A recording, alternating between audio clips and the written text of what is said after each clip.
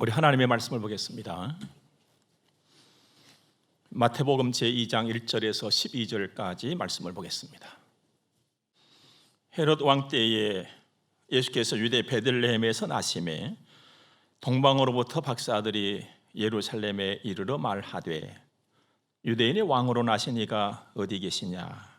우리가 동방에서 그의 별을 보고 그에게 경배하러 왔노라 하니 헤롯 왕과 온 예루살렘이 듣고 소동한지라. 왕이 모든 대제사장과 백성의 서기관들을 모아 그리스도가 어디서 나겠느냐 물으니 이르되 유대 베들레헴이오니 이는 선지자로 이렇게 기록된 바 또 유대 땅 베들레헴아 너는 유대 고을 중에서 가장 작지 아니하도다. 내게서 한 다스리는 자가 나와서 내 백성 이스라엘의 목자가 되리라 하였음이니이다. 이에 헤롯이 가만히 박사들을 불러 별이 나타난 때를 자세히 묻고 베들레헴으로 보내며 이르되 가서 아기에 대하여 자세히 알아보고 찾거든 내게 고하여 나도 가서 그에게 경배하게 하라. 박사들이 왕의 말을 듣고 갈새 동방에서 보던 그 별이 문득 앞서 인도하여 가다가 아기 있는 곳 위에 머물러 서 있는지라. 그들이 별을 보고 매우 크게 기뻐하더라. 집에 들어가 아기와 그의 어머니 마리아가 함께 있는 것을 보고 엎드려 아기께 경배하고 보배의 합을 열어 황금과 유향과 몰약을 예물로 드리니라. 그들은 꿈에 헤롯에게로 돌아가지 말라 지시하심을 받아 바른 길로 고국에 돌아가니라. 아멘. 예수님이 오셨습니다. 하나님이신 그분이 사람의 모습으로 이 땅에 태어나신 것입니다. 하지만 사람의 관계 속에서 태어나신 일은 아니었습니다.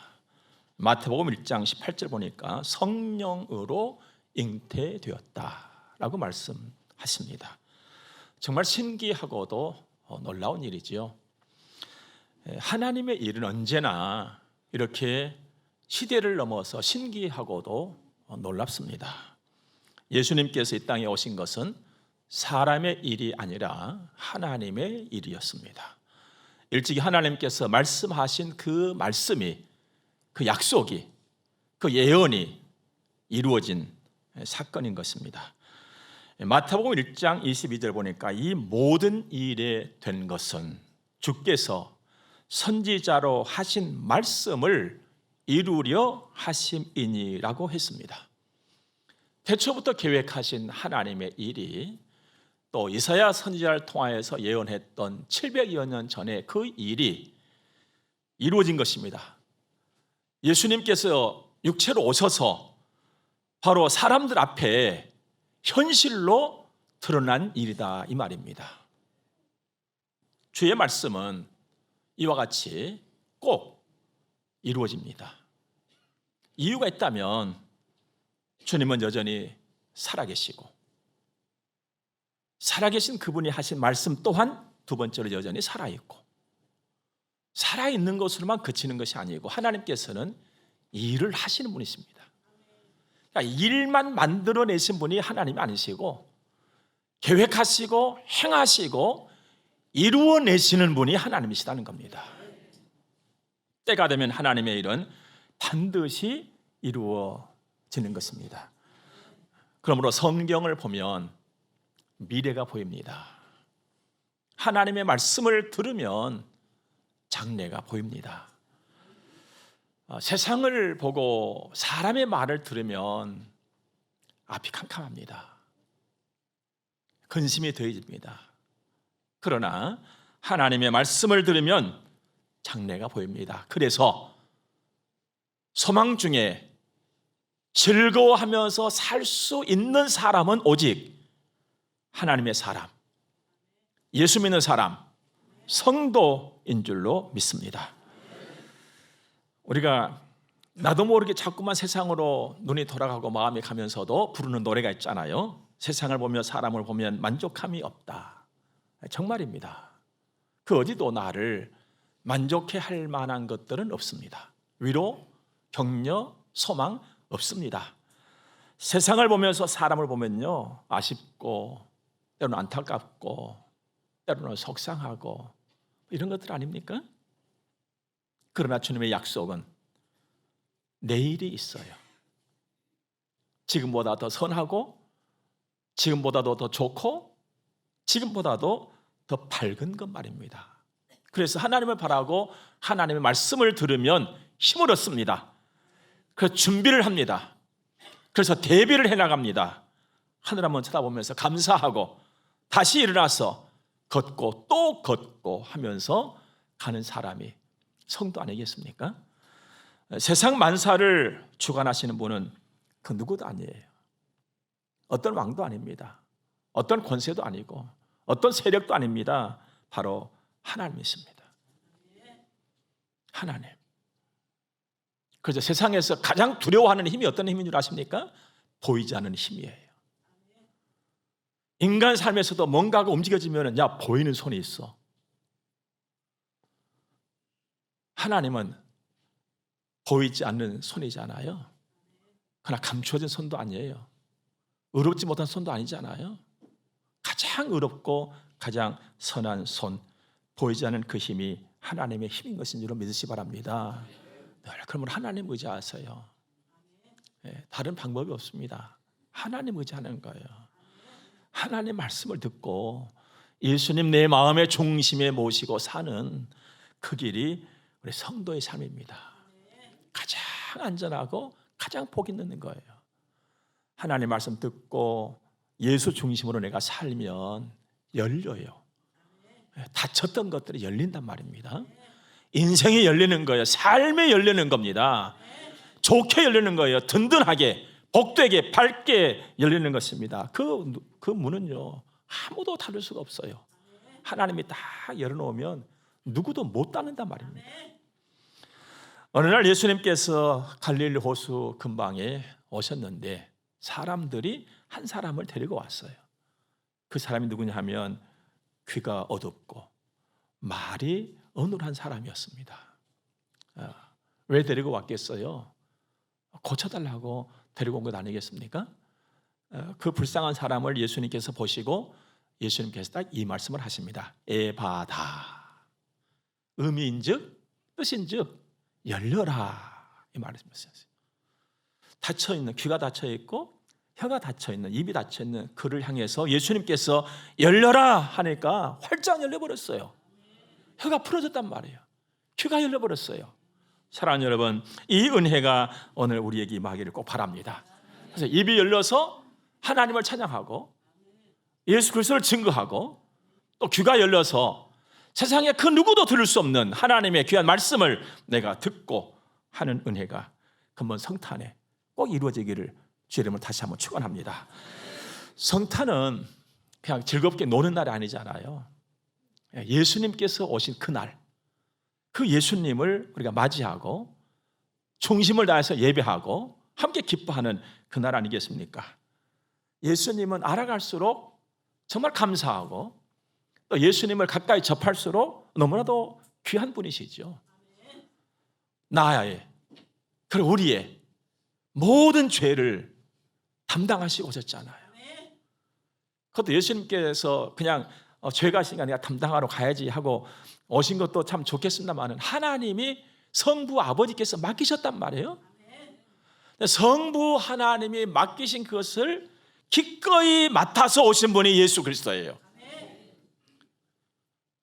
순종의 가장 아름다운 모습을 가지고 오셨잖아요. 그리고 겸손하게 또 오셨지 않습니까? 그러면서 그 예수님께서 나의 죄에 빠져 있는 나를 건져주셨잖아요. 뭐 남의 죄에 내가 빠져 있는 것도 아니고 뭐 남의 나라 둔벙이 가서 내가 빠졌는데 누가 구조대가 와서 건져낸 것도 아니고 나의 죄에 내가 빠져 있는데 그 나를 건져주셨어요. 우리들의 죄에 우리가 다 풍덩 빠져 있는데 우리들이 허우적거리고 있는데 우리들의 죄, 나의 죄에 빠져가지고 그런 나를 건져주신 분이 하나님이시잖아요. 우리 예수님 왜 건져줬습니까? 하나님의 자식으로 살아라고, 하나님의 자녀로 살아라고 나를 건져내 주신 거예요. 하나님을 영원롭게 이루는 삶을 살아라고 나를 건져주신 거예요. 그런데 그 구원의 예수님이 오실 때에 천사가 한 가지 일러준 이름이 있잖아요. 임마누엘이라고 해라. 임마누엘은 하나님이 우리 함께 계신다 이 말이에요.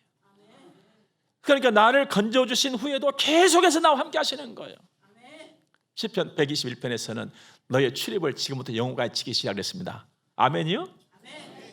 다 같이 아멘. 다 같이 아멘. 네. 늘 나와 함께 하신, 내가 힘들 때도 나와 함께 하시고, 내가 오르막길을 갈 때도 나와 함께 해주시고, 내리막길을 갈 때도 나와 함께 하시기 위해서 이 땅에 오신 하나님이신 줄로 믿습니다. 그 예수님이 성경을 보니까 헤롯 왕 때에 유대 땅 베들레헴에서 나셨다 그랬습니다. 베들레헴은 다윗의 고향입니다.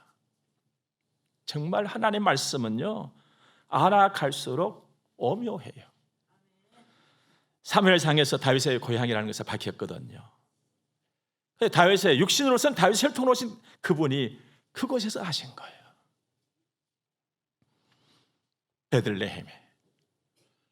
베들레헴이라고 하는 이 지명, 땅의 동네 이름의 뜻은 떡집 아니겠습니까? 떡집이에요.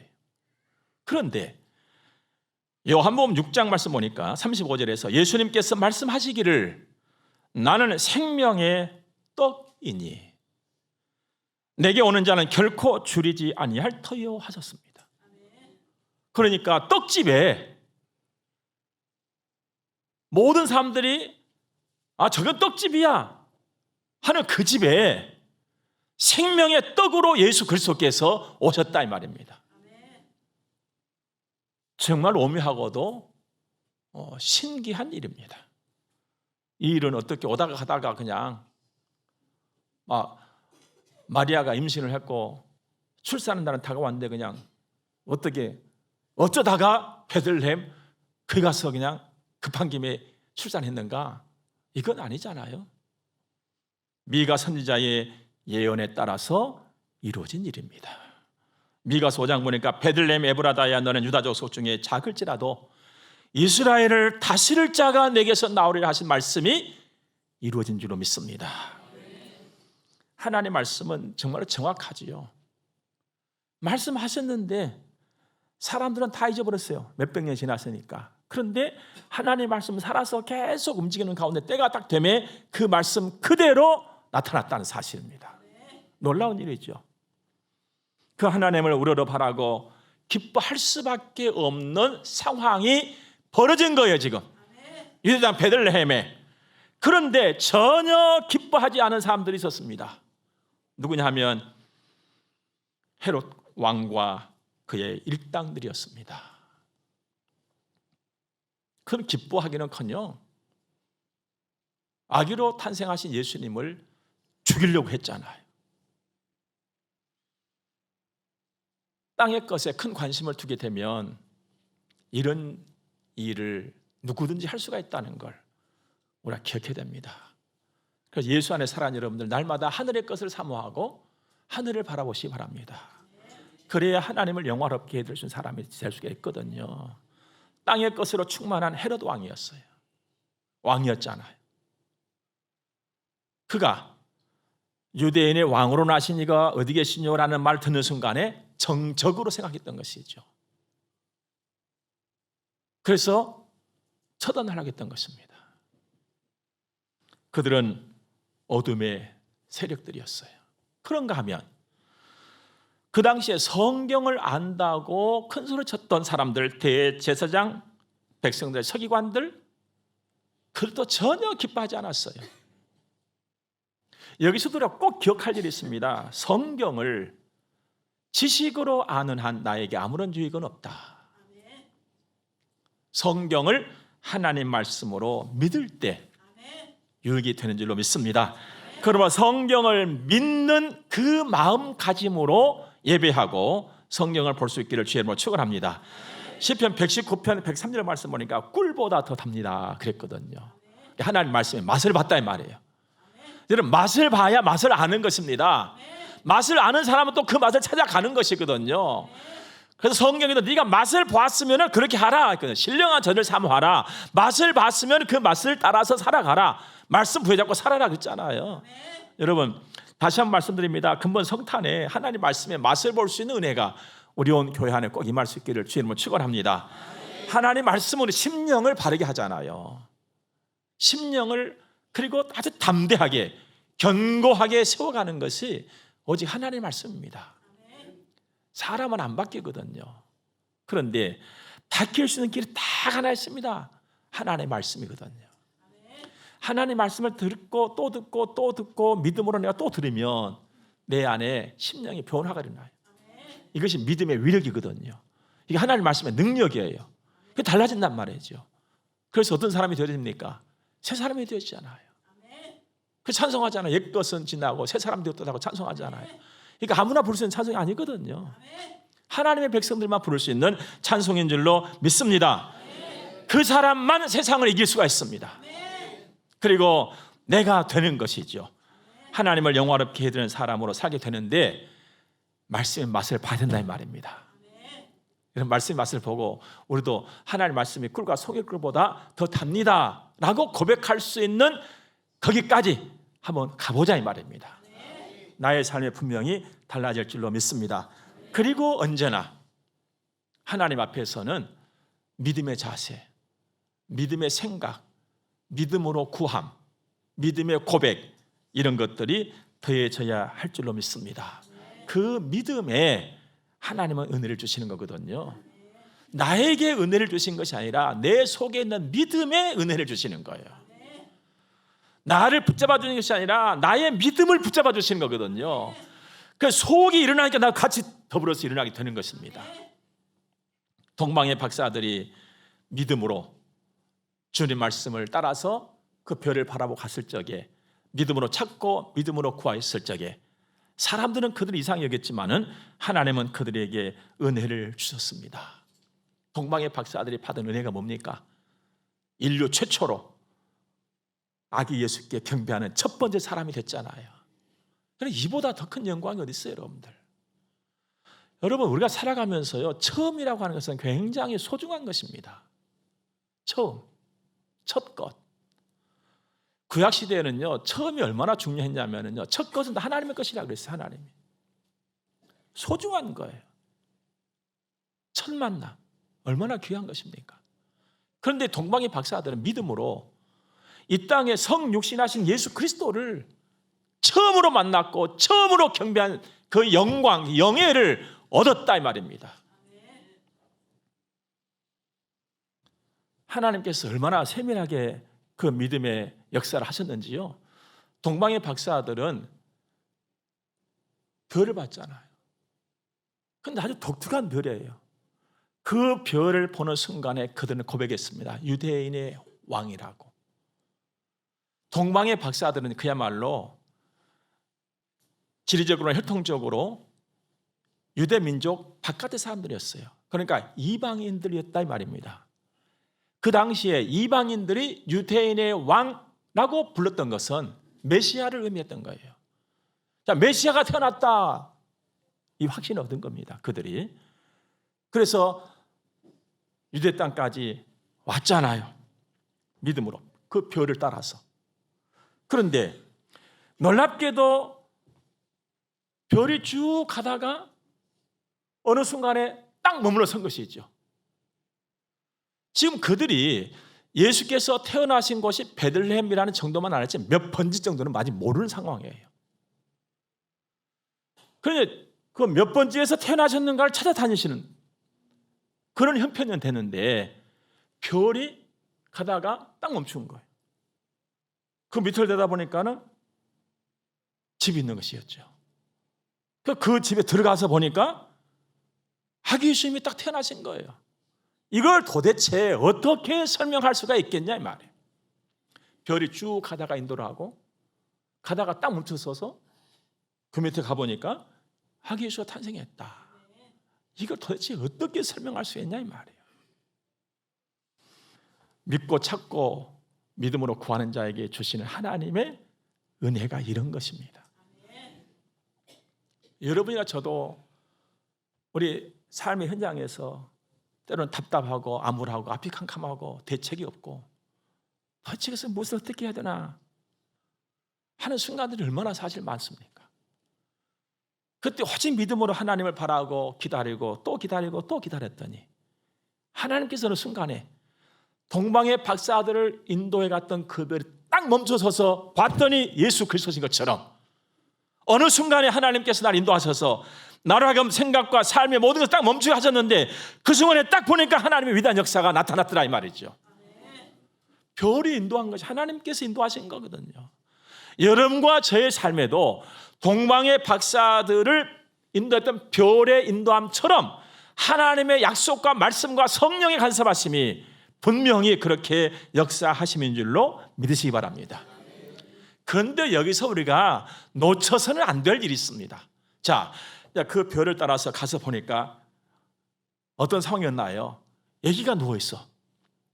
근데 가서 아기 누워있는 걸 딱 보니까 그 환경 너무 초라한 거 있지요. 너무나 작고 너무나 초라한 거예요. 아까 찬송가 가사에도 나왔습니다마는 예수님이 어디에 누워 계신 거예요 지금? 구유에. 구유가 뭔 줄 아십니까? 짐승 밥그릇이에요.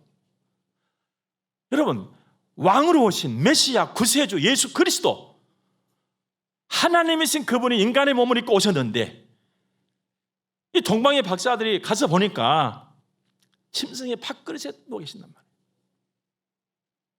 좀 은혜치고는, 하나님의 은혜치고는 좀 어떻게 마음에 드십니까?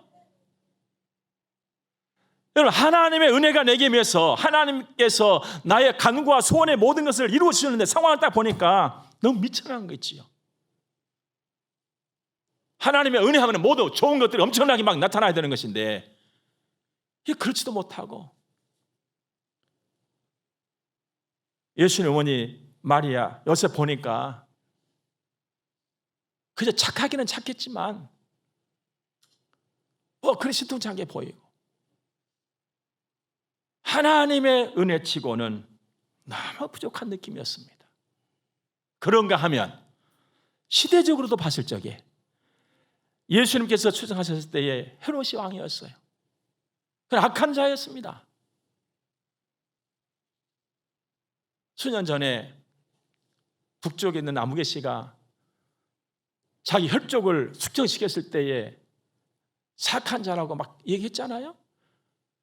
그보다 더한 자가 여기 헤롯이었어요.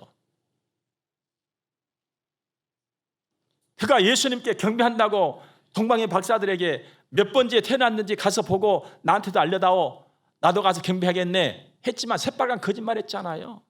죽이려고 했단 말이에요. 죽이려고. 그리고 예수님께서 이제 유년 시절을 보내시면서 공적인 사역을 할 때까지 정치적인 상황은 또 됐습니까? 세계 최강의 나라 로마의 압제하에 있었잖아요. 예수님 얼마나 배척했습니까? 하나님의 일치고는 전혀 만족스럽지 못해요. 이게 도대체 무슨 은혜이며 무슨 하나님의 일이냐 이 말이에요. 도대체 이게. 그러나 하나님은 예수님 탄생 이 사건을 통해서라도 우리에게 강력한 메시지를 주시고자 하시는 것입니다. 우리가 사는 이 곳은 세상이다 이 말이에요. 오늘 아직 천국 생활을 누리고 있지 못하잖아요. 완전한 천국이 아니에요. 우리가 사는 곳은 험산 줄령의 곳이 세상 사례다 이 말입니다.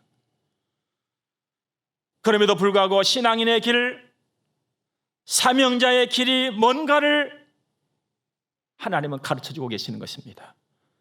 그 길은 어떤 얼음이라 일지라도, 어떤 시련이 있다 할지라도 이기면서 가는 것이라는 겁니다. 이기면서 가는 것이다. 예수님 탄생하셨을 때 헤롯이 왕이었지요. 그래서 예수님께서 베들레헴에서 나셨습니다마는 강보에 쌓인 채로 피난 가야 됐어요. 애굽으로. 그래서 애굽에서 성장을 하시잖아요. 어느 날 소식을 듣습니다. 그 왕이 죽었단다. 이제 우리 고향으로 가보자. 헤롯 왕이 죽었다는 소식을 듣고 고향으로 와봅니다. 그랬더니 헤롯 왕의 아들이 또 베들레헴에서 왕이 된 거예요. 아켈라오라고. 그 아버지의 그 아들인 거예요. 또 똑같이 악했단 말이에요. 그래서 예수님께서 베들레헴에 거하지 못하고 또 어디로 가십니까? 또 나사렛으로 가시잖아요. 또 거기서 성장을 하셔. 그래서 나사렛 예수라고 하지 않습니까? 나그네예요. 한번 받아서 해볼까요? 나는 나그네예요. 나그네 삶을 정확하게 좀 보여주시는 거예요. 그런데 놀라운 것은 예수님께서 애굽으로 가실 때도 다시 고향에 와서 나사렛으로 가실 적에도 매 순간에 하나님의 말씀이 이루어지는 순간이었다는 사실입니다. 하나님이 함께 하신 거예요. 여러분, 나그네 삶에 있어서 중요한 것은 하나님이 그러나 계속 함께 인도해 가신다는 사실입니다. 이제 마침내 예수님께서 성장하여서 공적인 사역을 펼쳐가실 때가 됐잖아요. 그때 또 얼마나 욕은 많이 들어요. 또 그 선하고 좋으신 예수님이 가시는데 모두가 다 환영합니까? 그냥 틈만 나면 그냥 공격하려고 노래다가 불을 켜고 따라다니는 자들이 얼마나 많았습니까? 그런 혼란한 중에 또 예수님은 또 얼마나 또 일은 많았어요. 새벽부터 밤늦게까지. 그러다가 마침내 그 무자비한 자들의 손길에 끌려가서 십자가에 달리시잖아요. 편할 날이 없었어요. 예수님의 생애에 태어나는 순간부터 편할 날이 없었어요. 여러분도 마찬가지시잖아요. 1년 동안 편할 날이 얼마나 많이 있었습니까?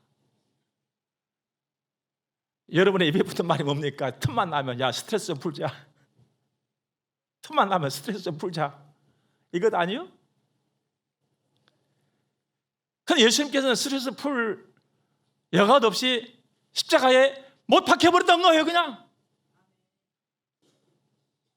이게 얼마나 서글픈 일입니까? 이게 하나님의 은혜입니까? 이게 하나님의 일에 하나님의 역사의 결국이 이러냐 이 말이에요. 도대체. 그런데 우리 예수님께서 십자가에서 놀라운 말씀을 하십니다. 다 이루었다. 이건 누구도 할 수 없는 말 하신 거예요. 신앙인의 길, 믿음의 길, 하나님의 자녀의 삶이 이렇게 되어야 한다는 것을 하나님이 가르쳐 주시는 거예요. 우리는 어떠한 시련 환난에 할지라도 하나님께서 내게 맡겨주신 그 일을 완수해 나가는 것입니다. 이것이 나의 길인 거예요. 이것이 우리의 길이에요.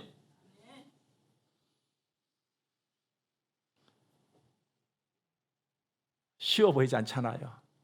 그럼 도대체 이거 내가 몰라 예수 믿어 이거 똑같이 어렵네? 여러분 똑같이 어려운 것이 아니에요, 여러분들. 그 길을 가졌던 예수님이 함께 하신단 말이에요. 그런데 여기 어떻게 똑같아요, 여러분? 그 길을 이기신 예수님이 나와 함께 하신단 말이에요. 근데 어떻게 그 길 똑같은 길이에요, 이게? 절대로 똑같지 않아요. 똑같은 것 같지만 완전히 달라요. 나는 그분과 함께 간단 말이에요. 그래서 이길 수가 있는 거예요. 그래서 이루어낼 수가 있다 이 말입니다. 세상에서는 너희가 환난을 당하나 담대하라. 내가 세상을 이겼다. 이 은혜가 성탄의 은혜가 되어서 우리 안에 가슴을 뜨겁게 달궈내야 할 줄로 믿습니다. 너의 출입을 지금부터 영원까지 내가 지키마. 오늘 10절 말씀 보면은요, 그들이 별을 보고 매우 크게 기뻐하고 기뻐하더라. 그들이 누굽니까? 동방의 박사들이요. 여러분, 하나님을 믿고 온 자들은 크게 기뻐하고 기뻐했습니다. 그러나 헤롯 왕과 그의 일당들은 소동했다 했잖아요. 소동한 자들이 한 일이 뭡니까? 계략만 꾸몄어요. 어떻게 죽일까? 계략만 꾸민 거예요. 계략을 꾸미다가 어떻게 합니까? 동방의 박사들을 그래 얼른 이제 가보시오 하면서 아까도 말씀드렸지만 가서 보고 몇 번지인가를 꼭 우리에게 알려주시오 했잖아요. 왜요? 가서 경배한다는 거. 동방의 박사들은요, 야 이제 왕도 가서 경배할 모양이나 그래 갔어요. 악한 자들의 계략은 사람을 이렇게 100% 속여버립니다. 사람은 100% 속아 넘어가 버린 거예요. 그냥 새빨간 거짓말 했잖아요. 동방의 박사들조차도 그것을 몰랐어요. 그런데 하나님은 아셨잖아요. 그래서 하나님께서 동방의 박사들 지시를 해. 얘들아, 네 저기 헤롯한테로 가면 안 돼. 돌아서가. 하나님의 방향을 다 바꿔버리잖아요. 여러분, 예수 오심, 예수 만남의 기쁨은 믿는 자만이 누리는 기쁨인 줄 믿으시기 바랍니다.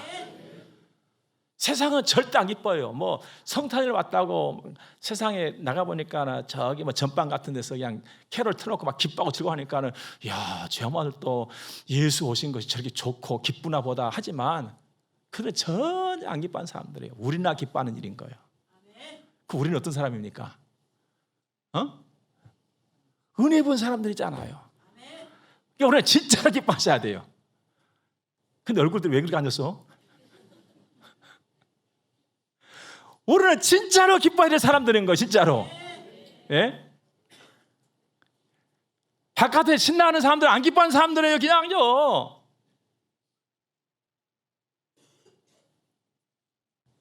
기쁨의 좋은 소식은요, 예수 구주 탄생 기쁨의 좋은 소식, 이것은 믿고 받아들이는 사람들에게만 적용되는 말씀인 거예요. 성탄은 세상의 것이 아니잖아요. 우리의 것이란 말이에요. 우리의 것. 하나님의 백성들의 것이란 말입니다. 그래서 우리는 기뻐하고 즐거워해야 되는 것이죠. 그리고 그의 기뻐하고 즐거움이 나만 아니라 니도 좀 그렇게 해다오 하면서 안타까운 마음으로 복음을 전해야 될 사람들이 우리들이란 말이죠. 동방의 박사들은 아기 예수께 경배했어요. 그 초라한 그 집에 들어가 가지고 그 애기, 그 짐승의 그 밥그릇에 누워 있는 그 애기에게 경배했자 무릎을 꿇었단 말이에요. 그러면서 황금과 유향과 몰약을 예물로 드렸습니다. 우리도 이렇게 해야 할 줄로 믿습니다. 생명의 떡으로 오신 예수 그리스도로 언제나 든든하시고, 사람은요 속이 든든하고 뒤가 든든해야 힘을 쓸 수가 있는 것입니다. 천하의 그 누구를 할지라도요 속이 허하고 뒤가 허하면 절대로 힘을 쓰지 못해요. 그래서 이 땅에 사는 데 있어서 우리가 놓치지 말아야 될 일은 내 뒤에 누가 있느냐 하는 것을 아는 거예요. 세상에서는 그걸 딱 한 글자로 뭐라 그럽니까? 뒤에 있는 거. 백이라. 백. 뒤에 있는 거. 전 누구 백이야? 우리는 누구 백으로 사는 사람들이에요? 하나님 백. 그냥 하나님 백 하면 속이 그냥 24시간에 근질근질 좋아가지고 해야 돼. 우리는 무슨 떡 먹고 사는 사람들이에요? 무슨 떡? 무슨 떡? 생명의 떡. 생명의 떡. 우리 속이 든든한 사람으로 살아가야 옳은 줄로 믿습니다. 생명의 떡이에요. 생명의 떡. 그러므로 우리의 지대한 관심은 생명의 떡에 가 있어야 되는 거예요. 나의 지대한 관심은 내 뒤에 계신 그분에게 가야 된단 말입니다. 그래야 내 인생이 힘차게 나갈 수가 있는 거예요. 언제나 속이 든든하시고 뒤가 든든하시고 좋으셔서 주의 몸된 교회를 섬기는 데 열심을 다하는 우리의 평생이 되어지고, 그 주님을 자랑하고 전파하고 널리 알리는 평화의 발걸음들이 다 되어서 내가 가는 곳마다의 평화가 이루어지는 그런 은혜의 역사가 나타나는 데에 쓰임받는 여러분과 저와 우리 온 교회가 되기를 주의 이름으로 축원합니다. 기도하겠습니다.